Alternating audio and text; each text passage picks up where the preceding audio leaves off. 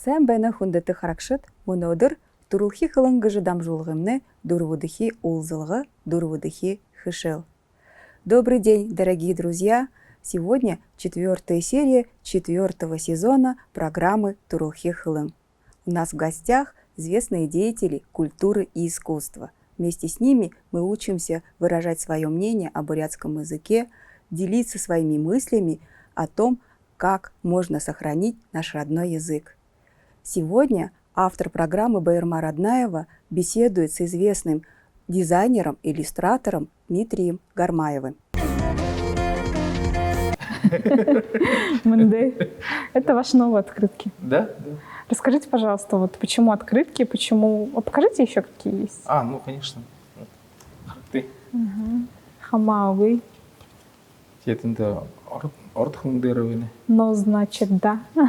Вы можете все вот так посмотреть. Тимы, да, знаменитые. Да. Почему открытки, почему вот наши крылатые фразы? Это наш совместный проект с издательского проекта «Бурят-Монгол Ном» с республиканской типографией. Проект называется «Бадарчин». Это, как вы знаете, это странствующий монах. И вот в рамках него мы пробуем развить производство своей национальной открытки, и другой сувенирной продукции. Мы не ограничиваемся только такими, так скажем, забавностями, да? Мы делаем еще и традиционные открытки. Вот графика Чимита Доржиева, нашего большого художника из Дацана. Вот графика Евгения Балсабоева. Общий принцип для всей серии открыток — это как минимум 3 языка. Это бурят хылымдері, на русском, англер и монгол-чикдері. Это все нужно для того, чтобы открытка рассчитана на туристический поток, на туристов, и на тех, кому надо выезжать за пределы республики и что-то с собой везти. Для нас бурятский язык является не просто, так скажем, данью уважения к своей традиции, к своему наследию, но в первую очередь это еще и имеет сугубо прагматическое измерение, потому что мы понимаем, что это становится коммерчески выгодно. Вот вы когда находитесь в пространстве какого-то торгового центра, если вы не выходите на улицу, вы не понимаете, где вы находитесь. В Нью-Йорке, в Москве, в Иркутске или в Улан-Удэ. Это все однотипно. Когда мы говорим о бурятском языке, я говорю о том, что в нашем случае здесь несколько процессов. Одно и запрос общества на бурятский язык самого, в Бурятии. Да, и во вторую очередь это то, что и мы становимся интересны миру, в первую очередь тем, чем мы отличаемся. Вот это как бы 2 процесса, которые в нашем времени и пространстве начинают смыкаться в одно целое. Я бы хотел, говоря о Бурятии и бурятах, говорить про современность, говорить про то, что действительно касается нас, нашего личного опыта. Вот эти все, как вот однажды мой знакомый московский товарищ сказал, что это этнокоробочка, в которую мы помещаем все наши смыслы. Это такая, знаете, архаизация, которая может и должна быть, но я бы не хотел, чтобы она только одна была как бы эквивалентом нашей бурятскости. Потому что мы живые, мы сегодня живем. Я считаю, что любая культура, любой процесс, он должен быть живым. То есть мы не должны придумывать себе какие-то сущности. Нет, можно придумывать, но все-таки мне больше интереснее копаться в том, что является повседневным опытом. То, что мы сегодня, здесь, сейчас видим. Мне кажется, это более интересно. Скажите, пожалуйста, ваша история с бурятским языком, вот как она сложилась? Я шучу. На самом деле, если говорить серьезно, то у меня язык, он бытовой. До 6 лет я не знал русских слов, кроме, наверное, матершинных, и как мне рассказывают. Во-вторых, я достаточно долго прожил не в Бурятии, и такой сознательный период жизни. И вот, наверное, вот этот вот процесс поиска себя, вот он как раз, наверное, обостряется, когда человек уезжает за пределы. Иногда даже есть такое выражение, что чтобы понять, что такое Родина, иногда надо от нее уехать подальше. Язык в кризисе, у него действительно сужено пространство применения, это действительно ограничено во многом бытовыми какими-то вещами. И все эти призывы о том, что можно сохранить язык, изучая его только в семье, ну, это очень большое привлечение. Ну, конечно, во многом ответственность лежит на наших плечах собственных, но при этом всем нельзя под этим соусом выкидывать вопросы создания языкового пространства. Поэтому ну, одно то, что создано радио, которое должно было, на мой взгляд, ну, как обывателя, быть создано еще 30 лет назад, как минимум, если не 70. То, что нет полноценного телеканала, конечно, это очень серьезный вопрос. И я считаю, что они в первую очередь должны решаться с точки зрения вот создания вот этого языкового пространства. Ну и, конечно, в системе образования я считаю, что есть очень хорошая работа каких-то ребят-общественников из финно-угорских народов. Называется «Как и зачем сохранять языки народов России». Она и прям вот есть в интернете. Очень, очень толково, доходчиво написано, как можно восстанавливать языки. Я считаю, что у нас ситуация не такая страшная в этом смысле, что у нас ну, не как у каких-нибудь, не у каких-нибудь, а не как у народов, допустим, там, горной Тафаларии там, или еще у кого-то, да. Поэтому у нас в этом смысле ситуация не такая прям пропащая уж, совсем-совсем, чтобы было безнадежно. Но да, но меры принимать нужно. Вот. Да, и вот наш проект, вот, допустим, у нас есть там некоммерческий проект «Бурят Монголном», вот он как раз посвящен тому, чтобы хоть как-то вот эту лакуну нехватки качественных книжных изданий восполнять. И это целая команда людей большая, там и филолог Жаргал Бадагаров, историк Николай Церемпилов, вот, Жанна Чемитовна с Бурят ФМ и так далее. И там вы увидите, что у нас всегда выдерживается как минимум принцип билингвы, то есть бурятский плюс русский.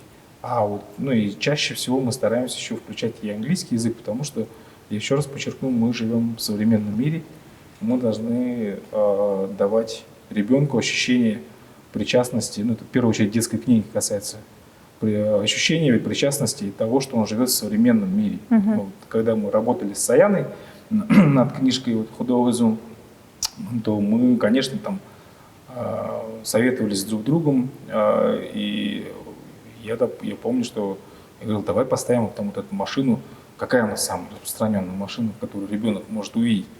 Ну, поняли, ну давай Toyota RAV4.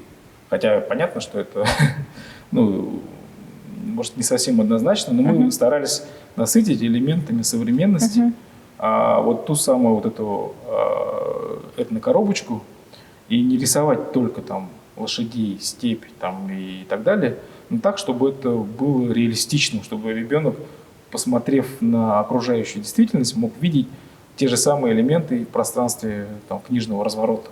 Да, и понимать, что да, мне никто не врет. Я живу в пятиэтажке. И в этой пятиэтажке она имеет вот такие, так скажем, там, ванную и так далее. И там все вот слова, которые, тех предметов, которые он видит, они расписаны.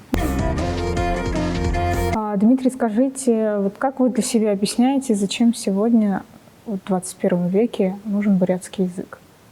Казалось бы, он за знание бурятского не платит дополнительно там, зарплату, никаких привилегий там, для устраивания, там, допустим, ну, на работу, в госслужбу и так далее. Как бы он с корыстной целью, ну, как бы так скажем, он нигде не применяется, не требуется. Я понял, да.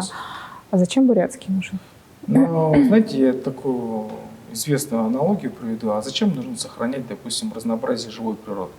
Вот зачем нужно сохранять, ну что, подумаешь, вот зачем нам нужны, там, не знаю, разные горные травы, если есть там пшеница, есть рожь, и нам этого достаточно. Вот зачем?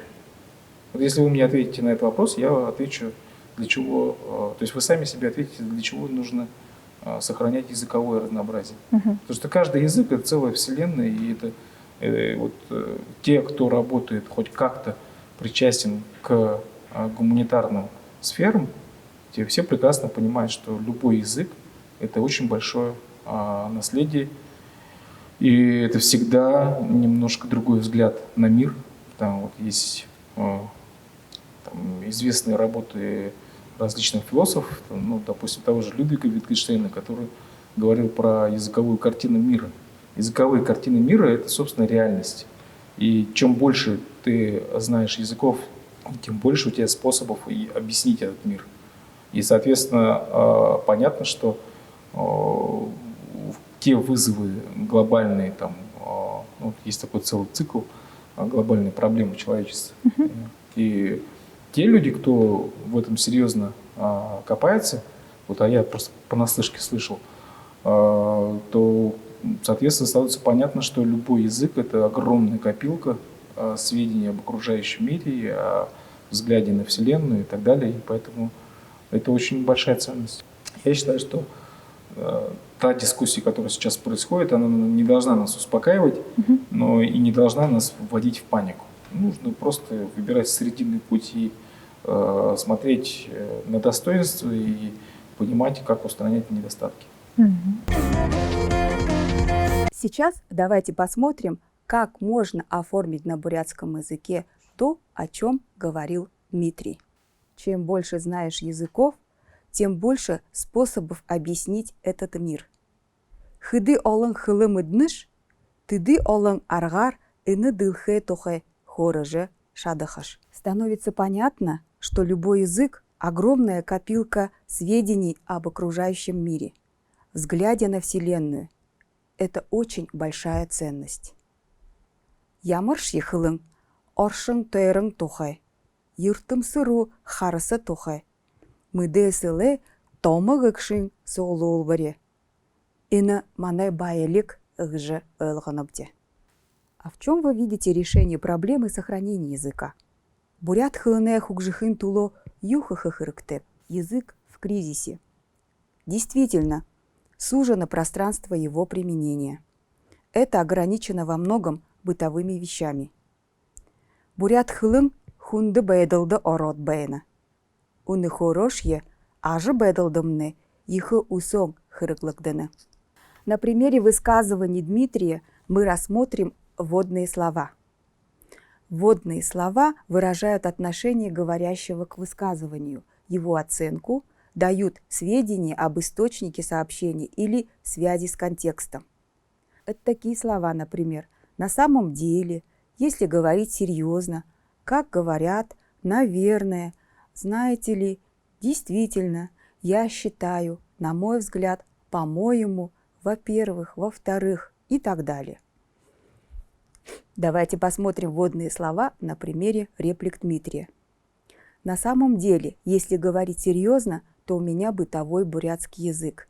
В этой реплике Дмитрий использует целых 2 вводных словосочетания. На самом деле, если говорить серьезно.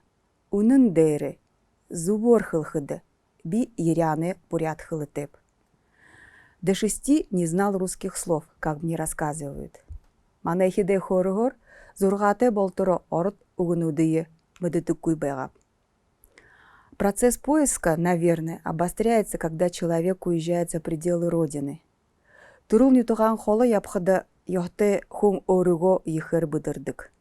Язык в кризисе. Действительно, сужено пространство его применения. Это ограничено во многом бытовыми вещами. Бурят хылың хунды бэдылды ород бэйна. Уны хорошье ажы бэдылдымны ихы усонг хырыглыктыны. В системе образования, я считаю, есть хорошая работа ребят, общественников из финно-угорских народов, как и зачем сохранять языки народов России. Болбосырлайтарлар мени толахада Финляндияда гарахан ягат баюны туло Россия радуде хылы сахихып гаженом ихы тоте. Я считаю, что у нас ситуация не такая страшная, но меры принимать нужно. Мени ханхыды мане бэдыл тима эмшикте бышы. Харин ажыл ябулха хырыкте.